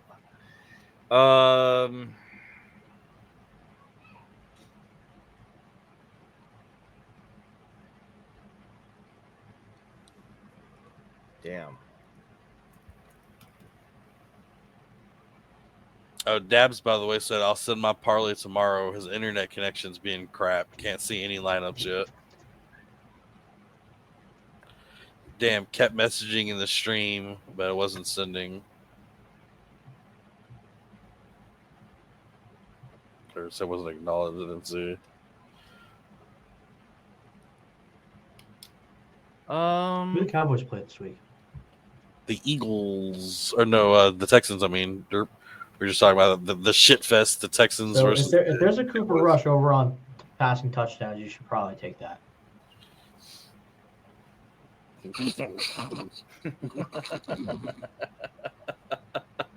I mean, I'm not gonna say that I wouldn't. You're probably not wrong. I wouldn't bet on if it's over half a touchdown, you should take that. Cooper Rush touchdowns will most likely be at 1.5. They usually tend to, even if they're a starter like that, especially on a team like the Cowboys, they tend to not have them at 0.5. Well, Drake May's been 0.5, which is why I mentioned that, because if Cooper Rush is at 0.5, shit. That's another pick I've been adding into my parlays. Monday night game. Damn, CeeDee Lamb only 60.5. I wouldn't take him over. No, I wouldn't either. Yeah, no.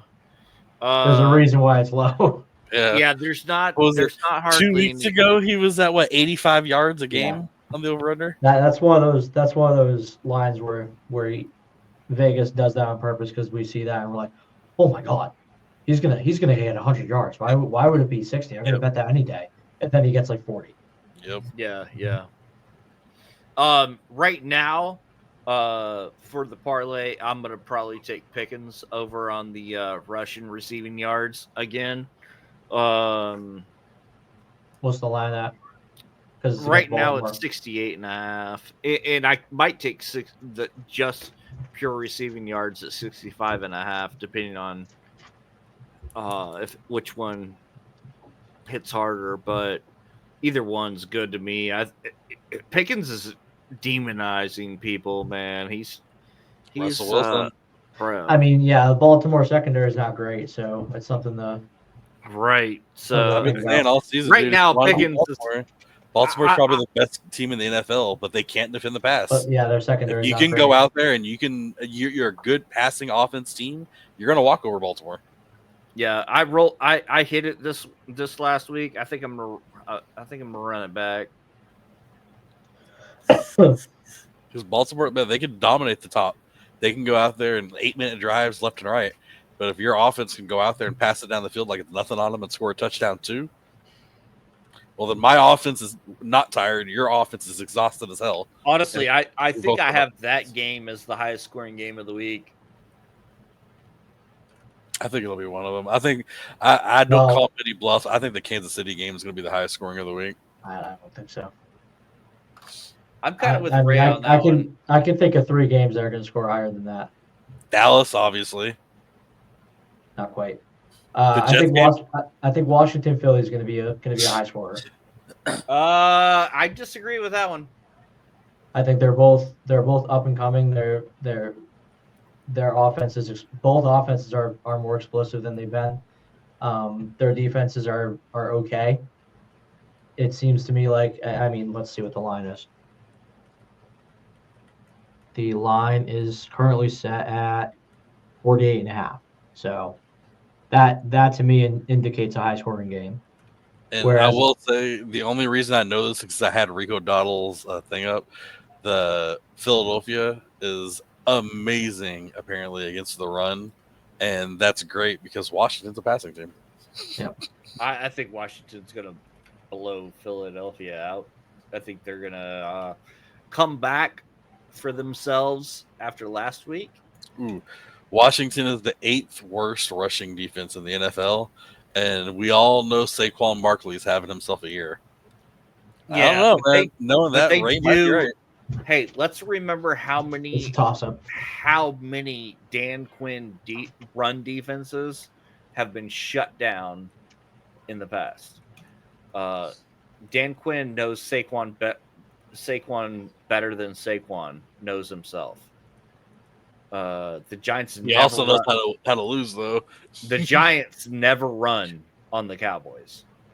Yep. Now you got Philadelphia, Saquon against Washington, Dan Quinn. I'm telling you, Washington is going to humiliate Philly in this game. I think Saquon Barkley is going to go over 100 yards and get a touchdown rushing. I think Side bet. Yeah, to drug test his ass. I think it'll happen. Again. Right? After that backwards. Side bet. Right? Shit, I think like, no, this guy's roided. Test. I'm telling you, Washington's going to have a cure for that. Right. Yeah, Ray said he'll bet you $100. Yeah, that's false news. That's fake news. Yeah, the Eagles are at home though, so take the Eagles. Oh, there you go. Minus 3.5. You got people on you. Eagles are laying 3.5, so that's within the margin. I kind of like it.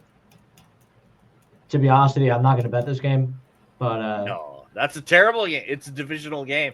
Yeah. It could get so lopsided. I got a question for you guys. Or the other. I got a question for y'all before we end this. I haven't done a full spread in a while. I've only done some bets here and there, and I've been hitting them, so I've just been kind of doing that. But I think this coming week, I'm finally going to go ahead and do another spread. What do you guys think I should do the spread on out of any game? Highest scoring on both offenses. I've already said Kansas City Buffalo, I think. I feel like the Kansas City Buffalo game would be great to take both of their quarterbacks over on yards. And not only that, but I think probably a couple of the side wide receivers, slot wide receivers and shit like that, they're going to have some shutdowns. Yeah. But I think the slot wide receivers are going to be going over. You can usually catch a lot of those slot wide receivers at like 30 yards over under. And man, in a game like Buffalo, Kansas City, you can get that in one play. I'm always weary on doing bets on Chiefs games because I feel like Chiefs are always so sus. So I'm telling you, I think Baltimore-Pittsburgh is easily the highest scoring game of the week. I hope so, dude. With the defense, you think so? I do. Pittsburgh's got the second best defense in the NFL against the pass. I mean, Seahawks Niners. That's a divisional game. It's a funky one. It's a big spread too, so that might be a high scorer. That one definitely could be. That was low key slipping by me. CMC on this one, guys. Take CMC on overs. Not only is it because Seattle's weak against the running backs, I really want to choose my parlay and take Seattle on this. I feel like this is the first week CMC's actually back. Last week was his, let's kind of get back into it. Let's get some runs. Let's get the feel for it again. And I think this week is his. This is his first start. I think he'll be going over 30 points fantasy this week. God, that game low key slipped by me, man. That is gonna be a fun one. Yeah, Seattle's not going to know what to do against San Francisco. I wouldn't be surprised if that's Vegas's high scoring game of the week. Yeah, I think they already gone against each other. They have. Wasn't it but without McCaffrey most of the game? Yeah, I was gonna say, but it was without Christian McCaffrey in it. Yeah, look, San Francisco won 36-24. So I mean, in that game they put up 60 points. Yeah, I could be right. McCaffrey, and that was without Christian. Hey, he might. I mean, he's played one game and he's already gotten over 100 yards total offense in one game, 68 receiving yards and 39 rushing yards. But like I said, I mean, I'm doubting that one. I think it's going to be Baltimore-Pittsburgh. I think the Seattle and San Francisco will be moderate. I think it could be a really good game though. And there you could definitely fantasy wise or DFS, you can see a lot of players popping off. You know, there's definitely some potential here. McCaffrey on underdog right now is sitting at 77.5 yards. I would take it. Yeah, I would take that. Is that rushing, receiving, or just rushing? Just rushing. I would take that. For sure. I don't know if I would take him over. I don't know if I'm comfortable enough with his rushing yet. His rushing, receiving, I would take him over. Rushing itself. Did he just put up 100 against Tampa? Yeah, but it was like 68. Scrimmage.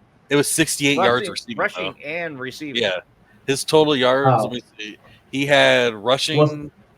What's the line on underdog? It was 13 carries for 39 yards rushing. It didn't have 6 catches for 68. I only got 77. Okay. All right. That's why I was like, dude, I watched that game very closely as a CMC owner, and his legs, they gave him the work. Dude, he missed 2 snaps all game.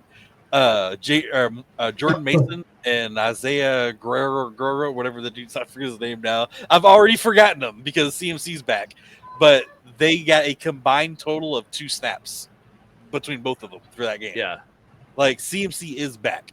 But his rushing game, I don't know if he was scared he was going to hurt his ankles or whatever, or maybe but he didn't. Like I said, he needed those couple of steps to kind of get his feet, look around, and then he looked like CMC. But on rushes, where it was like put the ball in his hands and then he's on the offensive line, he didn't look very good. Sorry, granddaughter's in here. It's all good. She say hi. Hi. Wave your hand. Hi. Hey, Kenzie. No, up higher. Over here. Over here this way. Wakko's over her face. Your stupid tag out of the way, Wakko. We want to see the grandbaby. She's in the back. She can hear y'all talking. She goes, there she is. Yeah. Hi. Hi. Hi, Kenzie. Sat right on my cord. Ask her who's gonna pick for us. Pick one of the games. Tell her to point at one. Oh yeah. Say go Cowboys. Okay, pick an actual win, please. Hey, Kinsey, Minnesota or Tennessee? Tennessee is winning. All right. I love it. Dude, if she freaking gets that, can you imagine?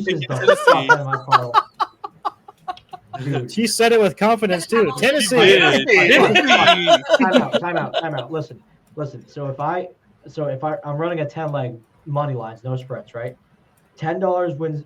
It's Jesus, bro, a 10 leg. He's like, oh my god. Listen. I'm playing money here. It's plus 1780. So $10 would get me $1,780. Bro, straight in that. Listen. If I switch it to Tennessee, $10 would be $4,109. If you're gonna do a 10 leg, just fucking do it, bro. Like, it's a 10 leg. Listen, you are more likely to hit the 10 leg than you are to miss all of the 10. So it's about one of these days it's gonna hit. But yeah, one of these days, pal, right in the kisser. Nah, dude, I'm counting up, dude. I might pick Tennessee to win this week now. That's crazy. Straight hey, from look, Yeah. I spent a lot of Nick, time all you with have her. to do She is doesn't kick know field what the goals. hell she's talking about. If Tennessee wins, we're gonna have to have a Kinsey segment on the show where she Oh comes my on and God. picks random teams. That'd be hilarious. She's gonna be a little savant, man. Dude, that'd be crazy. Especially that matchup in particular, where it's Right? like, I just looked Yeah. over, and the first one my eyes zoomed in on, I read it. That's awesome. she didn't even ask. Like, she's a little kid, just goes She was Tennessee. Yeah, she was Tennessee. confident. She just say, Easy. "Who's quarterback?" You understood the Tony assignment. Pollard, 3 touchdowns. Right? Tony Pollard over on touchdowns and yards. Just walks away. What the hell? What? Been listening to Jason too much talking in there. All right.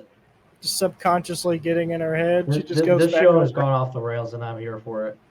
It kind of has. Not gonna lie. I think we got something else. Monday Night Football. We don't have to really talk about that because we didn't have any squares. But we do have obviously the Monday night game this week. The fight for the worst team in Texas. Dallas and Houston. Houston's going to dominate, sorry. Yeah. 12-9, nothing but field goals all game. The end of the game, Brandon Aubrey and the other team's kicker are going to have a high five, get a beer, and go to the strip club because they're the only people that scored points all game. CJ Stroud and Micah Parsons are going to go hang out. Yeah, go. Well, considering the Texans We're are gonna have a laying podcast. 7.5 points on the road, yeah. That's what I love is not that looking too good for Dallas. a lot of the Dallas players are really good friends with the Texans players. Like CJ Stroud does hang out with Micah Parsons. They are homies. Yep. Micah Parsons. They do talk shit. Listen, Aubrey, in the last 3 games, you're the only person that's put up points. So how about me, you, and Stroud go to the strip club? Yeah. God, CJ Stroud on the Cowboys, man. Dude. I think you guys know how down on the Cowboys I am right now. But Get him out of retirement, bring back Romo. This is one of those games that I don't know. Man. What? Picking the Texans. You know, keep picking the Cowboys because you know what? It's just one less win for you guys. I can't help it. He keeps I'm adding a to my fucking numbers, Cowboys so. fan. I can't help The it. Cowboys aren't going to win any more games. It's They're stupid getting to think 7.5 the Cowboys points are at going to home. win this game. They're probably not. They're not going to win any game games other for game. us this season. But there's Look, no way I'm going to pick against them. Do yourself a favor and bet them to cover. That's the best you can do on this game. On the pick'ems every single week, I'm never going to pick the Cowboys to lose ever. You just don't know ball. If that's the case. I'm sorry. Dude, it's superstitious. I'm sorry, I can't do it. Dude, if I pick the Cowboys to lose and they lose, it is 100% my fault the Cowboys lost. There's no other reason that we lost except that. That's a simple fact of nature, dude. That's not how it works. That is science. Dude, So what's the reason that they lose anyway? Read a book, dude. Okay, it's science. Like, because the other people like Janu or Wakko here pick them to lose. That's the reason they lose. Yeah, I'll pick them to lose. If I think they're going to lose, I don't care. Like, I can't help it, dude. I have to pick them to win. I know they're not going to win. I'm not delusional thinking they're actually going to win. It's a win-win. If they win, I win. If they lose, I win because I picked them to lose. Exactly. Janu gets it. If they win, I got to win. I didn't pick them to win. And, yeah, I don't regret it. I can't help it, dude. I just can't. Wakko made us lose. Surprised it took you guys so long. Rush would have went out there and thrown for 280 yards. Janu was picking them to lose last week. Yeah, I've been taking them to lose. Janu's the reason we were sucking this season. I'm I waiting got for my y'all to points. get a knock on the door, and it's going to be Dak Prescott going pointing at his hamstring. Going, look at this piece of shit. This is y'all's fault. So. Didn't you? Be like, Dak, just make me general manager, all right? I got you. Give me a job. All right, boys. Well, that's it, isn't it? I think that's all we got, yeah. She be rolling. Well, hell, let's get on it. Get on out here. A few minutes ago. Raid? No? Yeah? What? That's the midnight just went live a couple minutes ago. All right, hit Muffin. 'em up. Let's do it. I'll type it in the chat real fast. Oh, I typed that into his chat, not our chat. Oops. And you're stupid.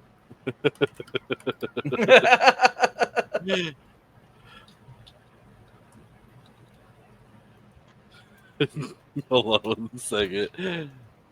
Oh, there boy. We go. There we go. Oh, boy. Okay. I typed in the chat now. I was going to send. There goes.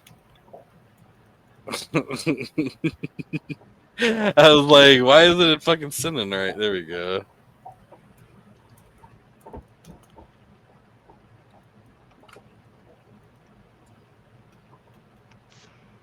Okay, let's start another raid. All right, boys, ready? I am ready whenever y'all are. Awkward wave time. Ladies and gentlemen, thank you for being here tonight. We'll see you.